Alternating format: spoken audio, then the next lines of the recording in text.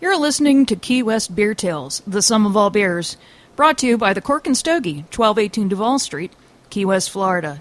The facts and opinions of the show and its staff are prone to exaggeration, error, and conjecture, and are often given under the influence, always given under the influence of drinking beer.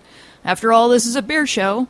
It's about beer, and we are busily drinking it while discussing its merits, so what did you expect? Slurring, laughing loudly, name-calling, and belching are par for the course, so it's best if you imbibe with us in a responsible manner, just to get into the spirit. We always welcome your comments, whether we actually pay attention to them or not. Thanks for listening. Count her down, Mark. 4, 3, 2, 1. Hey! Welcome to Key West Beer Tales. The sum of all beers. My name is Dani Hoy. I'm also Danielle Hoy. I'm Daniel Hoy. And Daniel Hoy.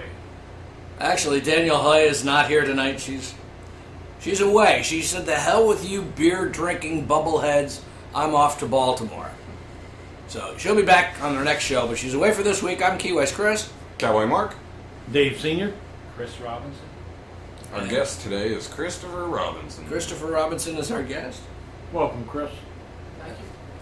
And we have a stout evening tonight. Oh, yes. Yeah. A rather stout evening. Yeah. We're starting off with a stout that I have never had, and I guess I can't remember the other stout. I've had Guinness. I've also had Beamish. There's one other stout from Ireland, which his name is escaping me, which I've had. The Irish Escape Stout? Yeah, it's the Escape Stout. Yeah. But I've never had this stout. We're having O'Hara's. This is the O'Hara's Irish Stout from Ireland. And it's actually a bit different than the other stouts, because all the other stouts are, for those familiar with Guinness, they're very similar in their style. Now, I have not had this on draft. We're having this out of bottles. But it has a very, very nice, crisp, malty flavor. Has a good body to it, but the body becomes very thin very quickly, which is unusual. Yeah, it finishes like a black ale. Which is also a traditional Irish style. I really like this. It's a little bit sweeter than your Guinnesses, and definitely sweeter than the Beamish. But you wouldn't compare on the sweet side with like a Macassin stout, for instance. No. It's definitely a dry Irish stout, but just a little bit on the just a little sweeter. A little bit sweeter, touch lighter in body. It's definitely not as creamy. Mm. Yeah, doesn't have that kind of like thickness to it. It has a thinner viscosity. Yeah. How about you, Dave Sr.? I think it's a little, it has some effervescence to it. It comes off like a black ale more than a stout to me. Mm-hmm. Of course, now I've been drinking stouts all night, so it's a stout evening here in I'm Key coming West. back to this stout. So, but I do like it. It's got a good flavor to it. It's got a good body to it. I do like it. And Chris Robinson. It's a light stout, very drinkable. Yeah, I would say this translates well to the kind of climate that we have right now. Yeah. Which is not chilly, not hot. Yeah, it's perfect, really. Yes. We're about 81 during the day, which for those of you in the metric areas of the world, that's about 26 or so, somewhere thereabouts. Celsius. But and then at night it's cooled down. It's, I don't know, what is it, 72? Yeah, 72, yeah. Last time I checked. Yeah. So, perfect beer for this time of season. Now, of course, back north of the Key West line, it's blizzards, snowy and blizzards, and Boston's getting record snows, and it's coming into areas of Rhode Island, which welcome back. Bob's back in town. Bob Perlow, yeah. Bob, yeah, and so the man, the myth, the legend. they're all getting these record snows and colds, and up in Michigan and Ohio and all that place. So my sister's in Cape Cod, and she's Cod. getting bombarded. Yeah. Good luck, Patty. yeah. So this is a great beer for that for this I time really of like year this we're beer. up It's there. a comparatively new brewery. They've been around since 1999, as opposed to Guinness, which is from like 17 something or other. You know, so it's comparatively new, and I like their attitude. They also had another stout on their listing. They have a very nice web page. They also had a red ale and an Irish ale. Was it an Irish ale? And then I think they had a wheat pale ale. A pale ale, excuse me. Yeah. Yeah, Irish The, pale. well, the Irish, the red was the Irish. Excuse me. Yeah, you're right. And then they also had a wheat beer. So hopefully we'll be able to get to try them in the near future. Mark, you mentioned you've had the red ale. Is that right? No, the pale ale. Oh, okay. I got very excited to see that we could get this down here. It's a good beer. Yeah, And the yeah. pale ale is actually very good too. It's a little bit of a divergence in your traditional Irish beers, but it's a good one. Yeah, well, this is too. This is Yeah. a little sidestep off of the traditional type of stouts, but it's definitely Irish. One of the cool things I liked about it is you can drink a lot of these. The percentage, I think, the ABV was 4.5. 4.3. Oh, 4-3? 4.3. Which is, damn, that's fantastic. Yeah. I could put down like 4 or 5 of these and walk a straight line. Yeah. Yeah. The IBUs are weighing in at 40. Is that correct? I'm sorry? The IBUs are weighing in at Yeah, the 40. IBUs are 40. Yes, Yeah. that's right. Yeah. And they suggest on tap the temperature to serve it is the 6 to 10 degrees Celsius. Yeah, so 10 degrees is 50 for us. Yeah. It's funny because if you read on there, they say a lot of it depends on where you are. If you're in Southeast Ireland, they said it'll be right off the shelf at room temperature. Room temperature, which yeah. in Ireland is probably going to be about 68 degrees or so. Yeah. But that's all right. That's good. You need something a little bit on the warmer side to bolster you up against the Yeah. raw climate that they have over there. Yeah. So they also recommend some food pairings here. So they say shellfish and smoked salmon, and I totally agree with that. Cool. But I would do something like, some blood sausage in there too. Oh, okay. Yeah.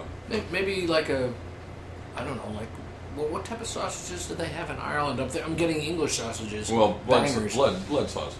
Well, they have Yeah. blood sausage. Okay. Yeah, and they comparable sausages to. Yeah, because I'm thinking bangers. Yeah, bangers mash. Yeah. This actually would go great with bangers and Yeah, mash yeah, for it breakfast. would. Yeah, yeah. It isn't 4-3. Yeah, you could drink this for breakfast without a problem. It's funny. Were we all Dave, just do you sitting here deliver thinking to- about could- breakfast? Could you deliver some over to my place tomorrow morning? Say around 9:30, 10 o'clock. It's funny. It's funny because what I should really be doing is joking, but I'm not.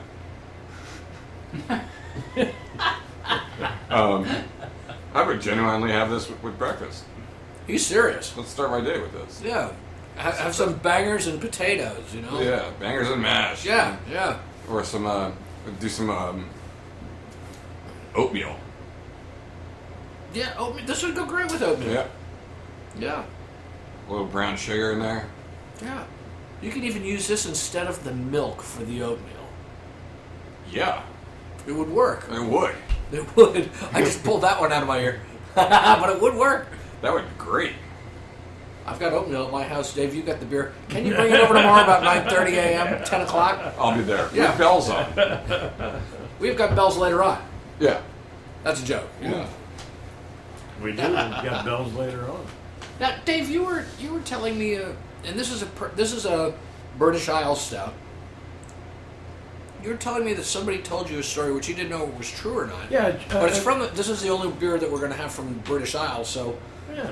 it sounds like a good time to tell Yeah. because you said the guy was from England, right? Gentleman here from London, he asked me if I knew the origination of a porter, and I told him I don't think I do. If I did, I forgot. I know two. I don't know how many stories there are. Yeah, I don't know I'd which be one's curious to hear true, which but I'm one going to tell you would- this yeah, story. yeah. And he said originally they made stouts in England. He's born and raised in London. They originally made stouts in London, and what was left after they got done making the stouts, they would take whatever garbage was left, and they would brew and filter, and it would be given, that product would be given to the porters, and the porters were the people that were coming in and grabbing the product and taking it away and doing whatever. And that's why they call it porter, because the person that came in was a porter that took that product away. I would agree with that on the latter part of the story. That's one of the stories that I had heard. It was the porters who worked in the markets, and when they brought things in, they would have the beer. They'd also come in, and also when they came in, they'd say porter. They'd holler out porter, and they'd bring in whatever they were carrying, whether it was beer or something else. The other part of it, about how they brewed it, I don't agree with. There was porter before stout. As a matter of fact, Guinness used to make a porter, but the difference was that the stout is more bitter than the porter. So, but yeah, other than that's how I understand it. I'm sure there's a lot of variations. There's got to be a lot, because we're not talking about something that happened last week. We're talking something that happened, 200 years ago. So, but Guinness made their last porter, although they made it simultaneously with their stout. They made their last porter, I believe it was in 1971. Which is recent history, basically. I For mean, all intents and purposes, when you're talking about a beer that's beer history, that's recent. Yeah. And I think it would be great if they would bring back a porter. I think it would be fabulous if Guinness came back with a porter. Yeah, that would be great. Yeah. They decided to go into a black lager, didn't they? And yeah, I know. There's a light lager too. Yeah.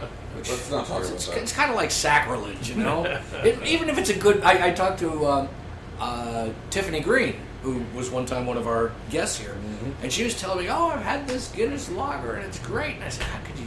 It's just sacrilege. I can't drink that stuff." She said, "But it's really good." I don't doubt it. They're good brewers, but just Guinness should make stout and they should make porters. I agree. Yeah. Agreed. Yeah. Agreed. It's like in the movie The Fiddler on the Roof. They had that one song, Tradition. We're doing all stouts tonight, by the way. Yeah, it's a stouting day. And a stout is, well, we always talked about where a stout lies in the type of beer. Is it an ale? Yes. So it's an ale. Yeah, stouts are always top. Stouts are always ale. Yeah. True stouts, and like I think we've said in a few other shows, that there's some companies that make beers that they call porters, which aren't actually porters because they're lagers. Yingling is one. Narragansett is another. Narragansett, yeah. They're all lagers, and they're not really porters, but they call them porters because they're kind of dark. They're not really as dark as a porter should be either. So. Yeah, that's true. One thing I'm going to say is we had this one bottle that's been sitting here. It was about half empty, and it's been sitting there for about 15 minutes. And I just poured some in here, and this beer tastes entirely different than it did when I got it first out of the refrigerator. Much better. You're getting it at that off-the-shelf temperature of. Yeah, it's got twice as much body as it did before. Yep. I agree. And it doesn't finish as fast as it did. The finish is a longer finish. Yeah. You have more of a grind to that malt there. Yeah, totally. Well, one thing I should mention is that they have a very nice website, and they mentioned that they use Fuggles hops. Oh, interesting. Yeah. If I'm not mistaken, which I might be, I believe Guinness use German hops in theirs. You say Fuggles hops. Fuggles. Yeah, interesting. I learned something about that also, but I can't tell you because I don't remember enough to tell you the truth. Oh, okay. It's a hop that originated in England. I'm sure that's probably where these guys get it, unless they grow it in Ireland. They may very well grow them in Ireland. That's possible. Well, supposedly the guy that came to Shipyard, when Shipyard Brewery first started, they hired somebody from over in England to come over and brew all their beers. And I thought his name was Fuggles, but maybe it's the hops that we're talking about. Oh, okay. Yeah. But his name, and he